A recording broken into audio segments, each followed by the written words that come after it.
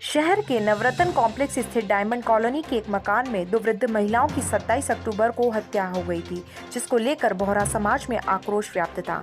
अम्मामाता थाना पुलिस ने दोनों वृद्ध महिलाओं की हत्या की आरोपी मारिया उम्र 32 साल को गिरफ्तार किया गया। शेयर बाजार में 30 लाख रुपए डूब जाने से मारिया ने गहनों को हड़पने के चक्कर में हत्या कर दी। पुलिस ने मारिया को डिटेन कर मनोवैज्ञानिक तरीके और तकनीकी आधार पर पूछताछ कर मामले का खुलासा किया। पुलिस मारिया से वारदात में किसी अन्य के भी शरीक होने की पूछताछ कर रही है। जो एडिशनल एसपी साहब हैं, लोकेंद्र दादल साहब, डिप्टी एसपी साहब चांदमल जी, इन सब ने और मैंने भी सबने हमने मौका निरीक्षण किया। उसके बाद अलग अलग थाना अधिकारियों के नेतृत्व में, जिसमें विशेष हैं जो अम्मामाता SHO जिनकी ये घटना थी, जिनके थाना क्षेत्र की डॉक्टर हनुमंत सिंह, इसके अलावा सुबेर SHO साहब और प्रतापनगर SHO साहब, धानमंडी SHO साहब की विशेष भूमिका रही, इसको जहांगीर जी की शिवसा के तक है। इनमें अलग अलग टीमें हमने 5-6 टीमें गठित करके अलग अलग एंगल पर इनको काम पर लगाया। संपूर्ण अनुसंधान के बाद हम इस नतीजे पहुँचे कि एक मारिया नाम की महिला है, जो उस वृद्ध दंपत्ति की जो वृद्ध महिलाएं हैं उनकी बहन की बहू है। उसने इस पूरी घटना को अंजाम दिया।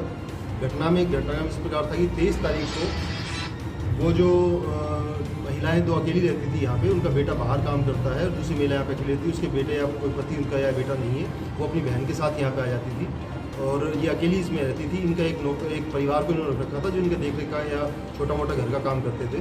वो परिवार 23 तारीख को त्यौहार के मद्देनजर यहाँ से अपने गांव जो राजसमंद जिले में पड़ता है वहाँ पे चला गया। पीछे से उन्होंने पूछा कि क्या हम अपने परिवार के किसी एक सदस्य को आपके यहाँ देखभाल के लिए छोड़ दें।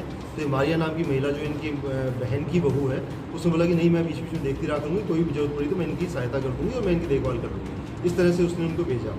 और उसके बाद में ये घटना जब घर में कोई भी नहीं था, दोनों महिला की थी, तब उसने घटना को अंजाम दिया। इससे पहले भी अनुसंधान में आया है कि लगभग 3, 4, 5 अक्टूबर के आसपास इसने पहले भी जहर देकर इस वारदात को अंजाम देने की कोशिश की थी, पर उस टाइम चूंकि वो जो परिवार इनके यहाँ पे रहता था वहीं मौजूद था, तो ये सफल नहीं हो पाई। उसके बाद में इसने 26 तारीख को दिन में करीब 3 से 5 बजे के बीच में ये अपने घर से निकल के आई। आने के बाद में नीचे से अपना जो बुर्का था वो नीचे उतारा, जो दूसरे एक वेशभूषा जो अपनी मॉडर्न वेशभूषा उसमें आई। आने के बाद में मुंह पे इसने चुन्नी बांधी और ऊपर गई। ऊपर जाने के बाद जब एक जो महिला थी वो तो उसने देखा कि सो रही थी और दूसरी महिला टीवी देख रही थी, तो पीछे से गई, उसका नाक यहाँ से दबा के और पूरा दबाव लगा के खींचा। जब पूरा इनमें थोड़ा सा स्ट्रगल हुआ तो उसने इसकी जो चुन्नी बांध रखी थी वो खींच दी।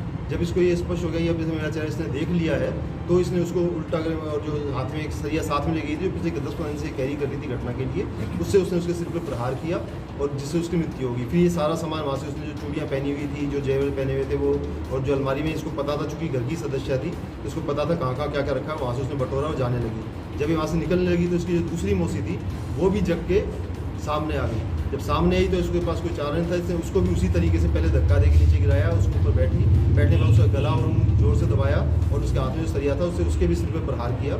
इस तरह से इसने वो दोनों की जो जान थी उससे चली गई। उसके बाद में वापस घर पे लौट के आ गई। लौट के आने के बाद जब पूरी रात ये सोचती रही क्या करें, हो सकता है पकड़ी जाऊँ, हो सकता है कुछ सुराग मिल जाए। तो इसके दिमाग में ये आया है कि मैं अगले दिन जाके उसमें आग लगाऊँ ताकि नीचे के जो सबूत है वो नष्ट हो जाए, लोगों को लगे कि हादसा था। तो ये गई एक पेट्रोल पंप से इसने पेट्रोल खरीदा, एक दुकान से इसने माचिस की डब्बी खरीदी। उसके बाद लगभग वही 3 से 5 के बीच में वहाँ पे आई, लगभग 3:15 साढ़े 3 के आसपास। 15-20 मिनट के अंदर इसने वहाँ पे हल्का फुल्का पेट्रोल छिड़क के माचिस से आग लगाने की कोशिश करी ताकि वो सारे सबूत को मिटा सके। पर चूँकि वो कालीन इस प्रकार का नहीं था कि जो बहुत ज़्यादा आग पकड़ सकता, वो थोड़ी देर में आग धीरे धीरे डाई डाउन होती वो पूरी एक आग ज़्यादा रुक नहीं सकी, वो धीरे सुलगती रही, पूरी तरह से वो जल नहीं पाई। सर प्लान में तो जो पूरी में किसी और की भूमिका नहीं आ रही है, ये अकेले की भूमिका है। और इसके प्लान का एक हिस्सा ये भी था कि कल वापस कुवैत जाने वाली थी, टिकट हो रखी थी, तो उसको लगा करके मैं 2-4 दिन के अंदर यहाँ से निकल जाऊँगी, उसके बाद तो वो पकड़े जाने की संभावना नहीं है।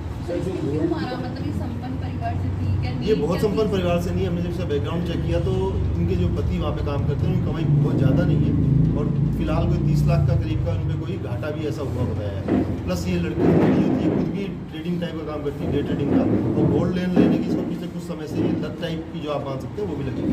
सर, ये घटना के तुरंत बाद 4-5 दिन कहाँ रही और कहाँ से आपने इसे गिरफ्तार किया? ये तो ये यहाँ पे थी, आराम से घूमती थी, जब पुलिस आती थी वहाँ पे मिलती थी, झुक के नमस्कार करती थी, बात भी करती थी।